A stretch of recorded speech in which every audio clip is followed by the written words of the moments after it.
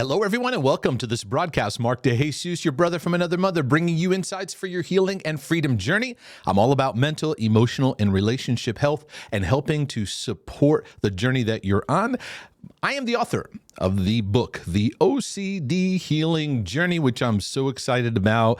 And today, going to get right into a subject in an area that involves marriage, dating, love and marriage, and all those kinds of things. And what happens when OCD gets into that arena? It infects how you do relationships. And it is called relationship OCD, or can be relationship substantiation.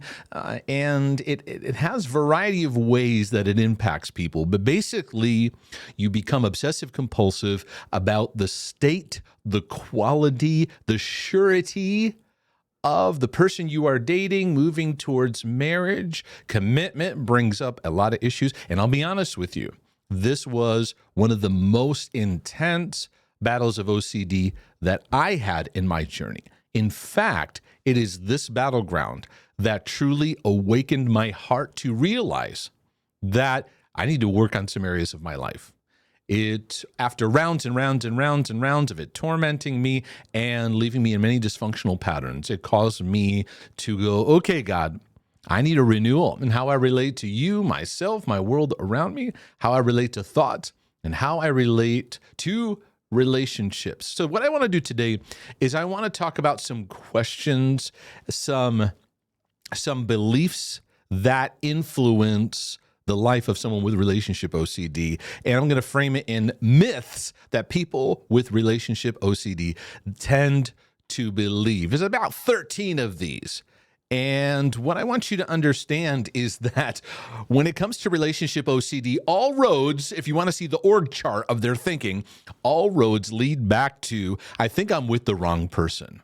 So wherever it goes, it has these obsessions go into all these different places, has a lot to do with doubt, uncertainty, anxiety. They go in all different channels, all different places, and it eventually leads back to, I must be with the wrong person. So then it can lead to excessive talking out about the state of the relationship. It can lead to patterns of breaking up, getting back together. It can lead to constant rumination. It can lead to all kinds of dysfunctional patterns. Now, what someone with relationship OCD is going to need to understand is they have some core issues that they need to address.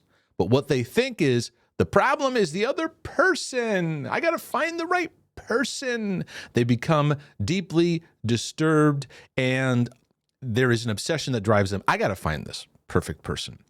And what they don't often realize, and it takes some time, it takes some coaching and some learning, and usually some stumbling and fumbling for them to realize, okay, I've got to deal with some stuff.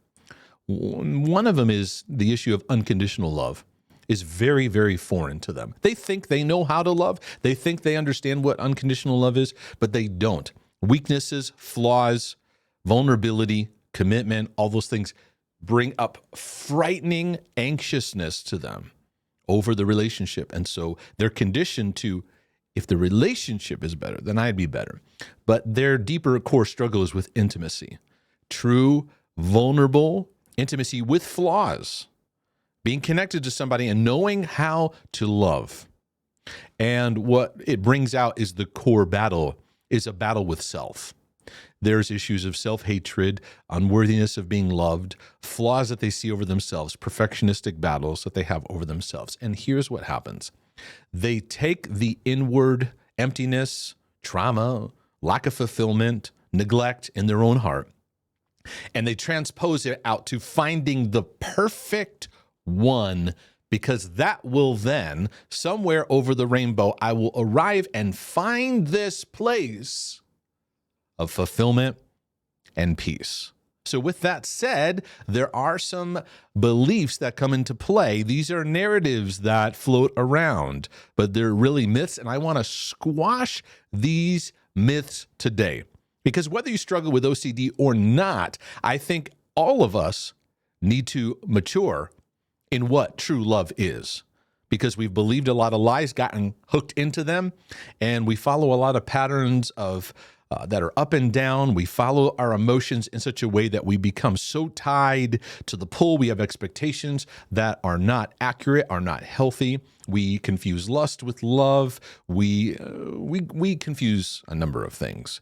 But let's get right into these. All right. The first one, and this is a very common one, and the most popular one I find, is there is someone, people with relationship OCD and people in general can think there is someone out there who is the perfect only one for me that I am destined to marry. You're the only one for me. Now, that sounds romantic. And those of you who are married, there's nothing wrong with saying, you're the one for me. You're my only one. I say that to my wife all the time. We say that, right? But in an honest conversation, my wife have talked about this a number of times. Could we have married somebody else and still been in our journey? Oh, Mark, is terrible to say. But see, we have been conditioned. No, there's only one person. And I'm going to say a very strong statement. I believe that this is actually a very worldly based statement. It's not a God-based statement.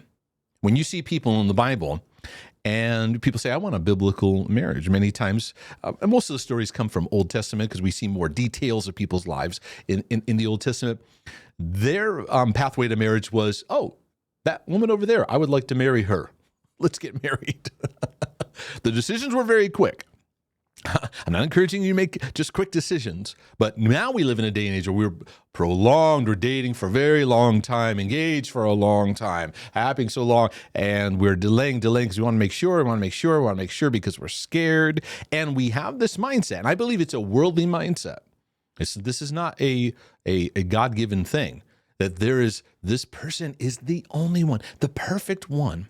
There's a lot of problems with this, because what if you're only one? Let's say this is true.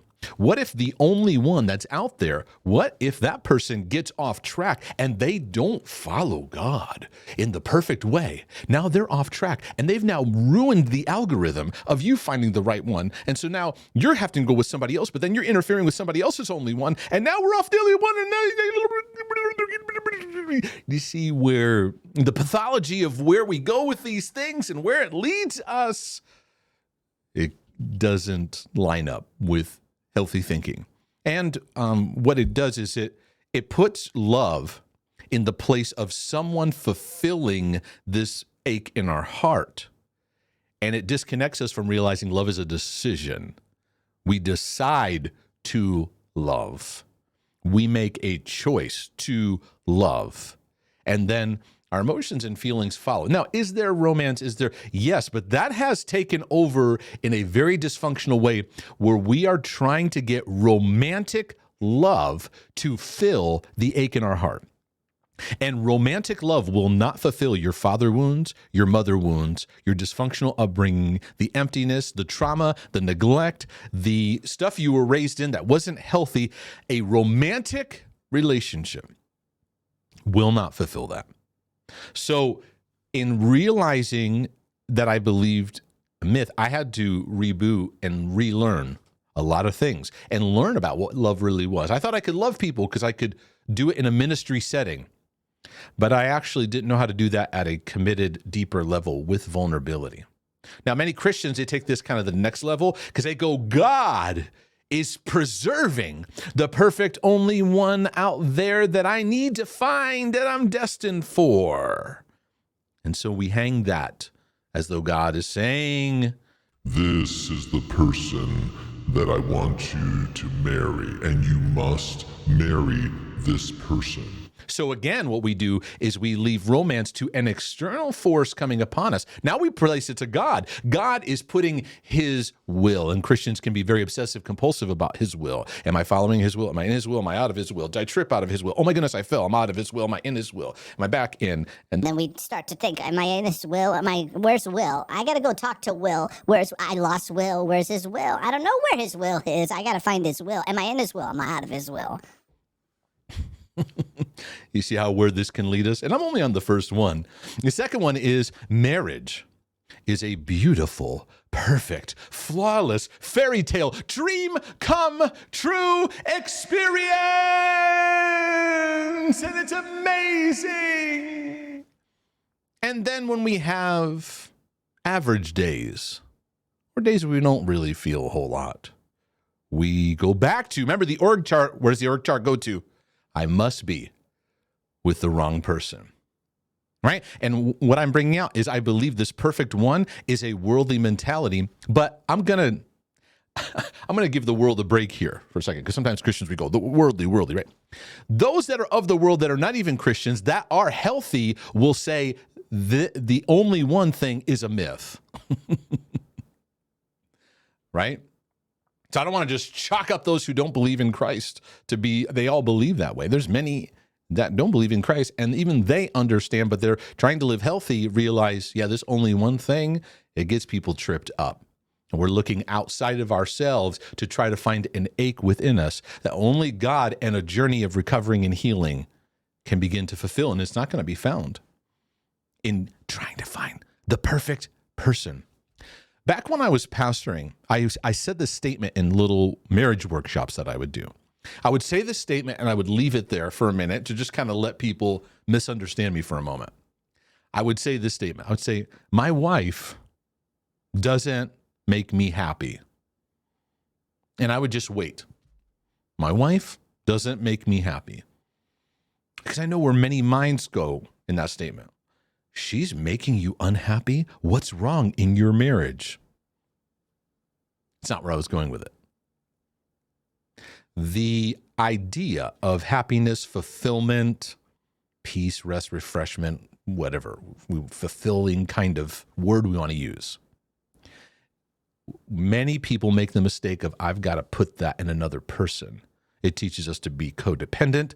It teaches us to have unhealthy expectations. And it disconnects us from the healing that we need to find in God to walk us on a healthier journey. See, many OCDers in their relationship, they're so distracted in how they feel about the other person, they're ignoring their own issues. They're not aware. They think they might be aware. They're not. They're not aware, and they get lost in this fairy tale. This beautiful thing. That's gotta be amazing. And then we watch movies, right? With amazing music and just right, and it conditions us. It has a hypnotic effect. And we then hold to this intense standard. And you know what it does? It fuels a perfectionistic view that doesn't give room for maturing in love, for understanding how to work through issues, how to deal with flaws, and how to relate, and how to be vulnerable. And no wonder we struggle so much with the love of God, because even in how we process relationship with one another, we're all hiding from vulnerable relationships. The third one, and this comes up often in questions that are sent to me. God decides who I'm going to marry. So God, is it your will? Is it your will? Should I do this? Now, I understand walking in the ways of God. We want to walk, and OCDers get very, very confused about God's will. It becomes so micro, every little step, every little decision, and they want confirmation. We're obsessed with confirmation. I need God. I need you to tell me that this is okay. What we're trying to do is we're trying to take relationship commitment, which there's tons of uncertainty. It's risk. We don't have guarantees of where every little thing is going to go. And what we want God to do is to put certainty in our future of this detail so that we have control over it now. You don't always realize that. You may need to rewind that and listen to that again. When we take this area of uncertainty relationships, because any relationship, whether it be friendship, engagement, moving into marriage, what guarantees do you have? And so we want to fill those gaps and be the author and finisher of our story to be 100% certain that we don't have to deal with anything uncomfortable. So we go, God, you decide, you tell me, and we're waiting for him to go, see that person over there? That's the one I want you to marry. And sometimes what happens is you'll get into a committed relationship and you look across the room and someone walks in and you get that feeling and you think God's telling you, no, don't be with that person. You're supposed to be with that person. That's the one I want you to marry. And really what we're doing is following up and down emotions all the time. And whatever emotion is happening, and whatever happens to be the dominant one at the time, and we let that be the gauge of what love means in our life. So with that said, God will tell me who not to marry. Now, do I believe in having healthy patterns relationally? Yes, I think it's important. I've taught people, when you get married, I don't encourage someone to be married to a Christian to be married to a non-believer. That you'd be on the same page in your journey. That gets worked out as you date and get to know one another, and you get counsel and advice and feedback, right? But OCDers, they see a signal of disturbance. God's telling me I feel this anxiety. God's telling me I must get out of this relationship. And what often happens is, this is the interesting thing of it, and this is what makes them go, this doesn't seem right, but yet I feel like I'm following it. They get into the relationship, they're dating, they don't hear you need to get out of this. It only when the threshold of commitment happens, all of a sudden the voice arrives. Makes God look like he's just an up and down, left and right, all over the place kind of person that shows up at weird random times. And they attribute anxiety as the voice of God, which I did for a good portion of my life. And when I felt anxious, God must be telling me something. So, for example, I got a question, I believe just this week. Yeah. I struggle with OCD, and while my primary theme is not relationship OCD, it tends to shift in certain times. I keep having this feeling that God is asking me to leave my relationship and that it has to be done now. So this sentence right here reveals to me the kind of relationship that they have with God, that it is based on fear and it's a punishment. Fear and punishment kind of go hand in hand. And that's why 1 John 4:18 talks about he who fears has not been made perfect in love. For perfect love casts out fear, for fear involves torment. That word also means fear involves punishment. Torment and punishment kind of go hand in hand. It's this anxious, fearful relationship that is based on punishment. If I don't do this, I don't do this now. See the compulsive urge? I have to leave the relationship. It has to be done right now. And I can't tell if this is OCD or just me being anxious. So then we go, is this God or is this OCD? Is this God or is this OCD? Another thing that adds to this, I see a lot of Christians and couples in general who say that God chooses your spouse and partner and brings them your way. See what we do? We create this beautiful fairy tale that God has this beautiful music and just ushers in and the doors open and there's this amazing thing. We've been conditioning people into a fairy tale and we slap God onto it. And so then we make God the author of the... Now, when I look at my relationship with my wife, do I see the thread of God's work in it? Yes, I do. I don't want to diminish that, but I also don't want to create fairy tales to people's lives of what it looks like, because relationship moving to marriage and marriage life is work. It's work of the heart. It's learning how to sacrificially love. It's learning how to mature in love in a way that you've never matured in love before. It's actually God's greatest way of bringing transformation. We look at it as a place to fulfill every longing in our hearts. And it's why the divorce rate is so high, because we go there expecting for marriage to heal the wound in our hearts. And it doesn't. It actually brings out an invitation to heal. And then we get disappointed because that other person didn't, what's the phrase? Make me happy. And so that's why I would say to people, in my church, my wife doesn't make me happy. She's not the core. Now, is our relationship bring out a lot of things? Yes, but it's out of the work that her and I have put into it and learning to love and be loved the way God designed. And that causes us to have to deal with a lot of stuff. Number 5, I need to feel a certain way all the time about this person. I got to feel this perfect kind of rush and beauty and magical. And when I don't feel that, when I don't feel that sense of that, then that's what that means. It means something terrible, right? I gotta do something about this. And what does it lead to? I'm with the wrong person. Anxiety means I'm with the wrong person. Problems in the relationship mean I'm with the wrong person. If I see someone else Daddy. I always have a slide that has an error in my slides. Daddy. And I often don't see him until the actual presentation. If I see someone else, Daddy, is anyone seen Daddy? Daddy. Attention, we're looking for Thaddy. Thaddy, if Thaddy is here, bring up to the front register, please. Thank you. For those of you who are listening only to the audio, it's just a misspelling on the slide. You'll have to watch the video.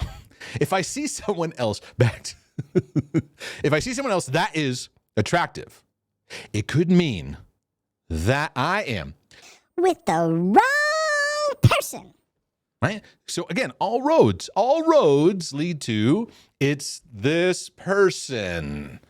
And a very big threshold for me was it's not about the other person. I need to start healing.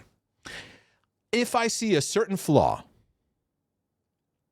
a certain flaw that I see was fixed, things would be better.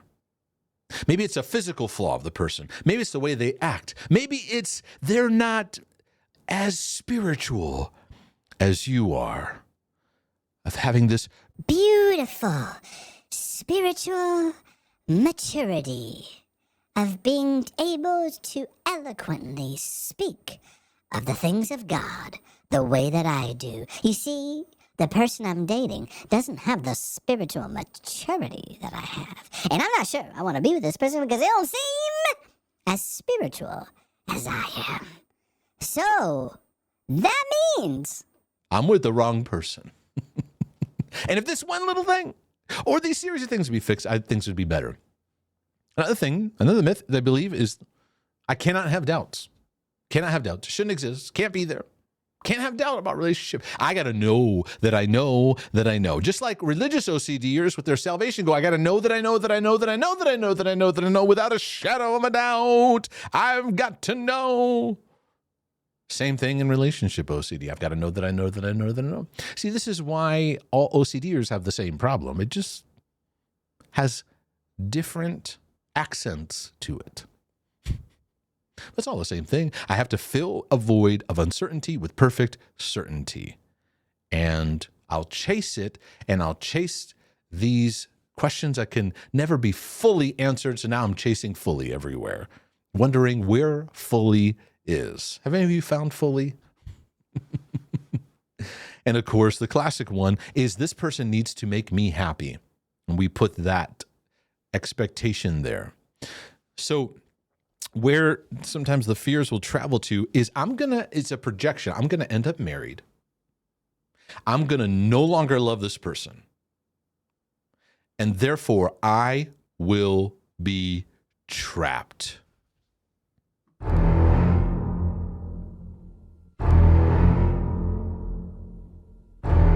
Trapped forever. And maybe then I'm going to die. Something following of that. And it's bringing up, remember back to the beginning, the battle of self, of all the areas of our heart we're trying to find fulfillment in that are struggling. And what we really need is a journey in getting to the heart of what our obsessions are tackling and trying to bring about.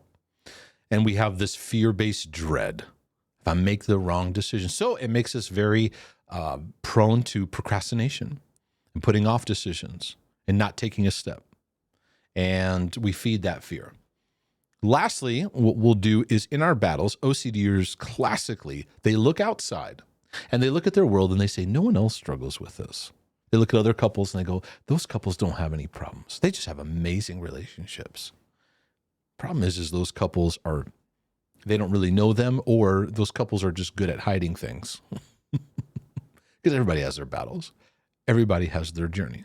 So which of these myths do you find that you believe in your own life and in your own journey that's holding you back? You need to get a copy of the OCD Healing Journey and allow yourself to take the journey. This is not going to be an instant fix. This is not going to be an overnight thing. You got to allow yourself to take the journey. Get your copy today. In fact, I have a chapter that is based on relationship OCD, but don't just go to that chapter. The whole book is going to help you navigate what you are facing, what are you're needing to face. If this was a blessing, would you click subscribe and go to markdejesus.com. You can subscribe to our email newsletter where I will give you special updates and just share what's going on in the journey, let you know what's happening with resources and upcoming materials.